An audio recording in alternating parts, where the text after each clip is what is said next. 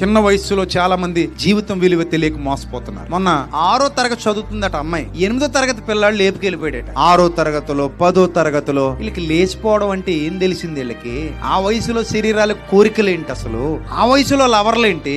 మీ ఆడపిల్లల వాట్సాప్లు చెక్ చేయండి, తెలియకపోతే మీ మగపిల్లల వాట్సాప్లు చెక్ చేయండి. 10వ తరగతి 8వ తరగతి 9వ తరగతి చదువుతున్న వాళ్ళు ఫోన్లు ఏమైనా పక్క పోయి మాట్లాడుకుంటున్నారా? దుప్పటి కప్పుకుని ఏమైనా ఫోన్లు మాట్లాడుకుంటున్నారా? ఫోన్లో ఎవరితో చాటింగ్లు చేస్తున్నారు, ఎవరితో మెసేజ్లు చేస్తున్నారు? చెక్ చేసుకోండి ఒకసారి. పనికి మాలిన ఫోన్లు అన్ని చేస్తుంటారు ఈ ఫోన్లు పట్టుకొని. జాగ్రత్త, వాళ్ళకి తెలీదు. చిన్నపిల్లలు, వాళ్ళ వయసు ఇంకా రాలేదు. ఈ వయసులో తప్పుల మీద తప్పులు చేసేసి సరిగా 18 ఏళ్లు నిండే సమయానికి జీవితాన్ని ఏం చేసుకుంటున్నారు వీళ్ళు? పాడు చేసేసుకు. చదువు పోద్ది. ఆ తీసిపోయినోడు ఎక్కడో అమ్మేసి పోతాడు, అక్కడ జీవితం పోయింది. ఇక్కడ కుటుంబంలోకి మళ్ళీ తిరిగి రానివ్వరు, అన్ని పోయి ఒంటరైపోతారు. ఆ తర్వాత వేశ్యలుగా జీవితాలు గడుపుతున్న వాళ్ళు కూడా చాలా మంది ఉన్నారు. ఆత్మహత్యలు చేసుకుని చచ్చిపోయిన వాళ్ళు కూడా చాలా మంది ఉన్నారు. కాబట్టి నా ప్రియ తమ్ముళ్ళు చెల్లెమ్మలు, జీవితం విలువ తెలుసుకోండి, పోతే మళ్ళీ రాదు.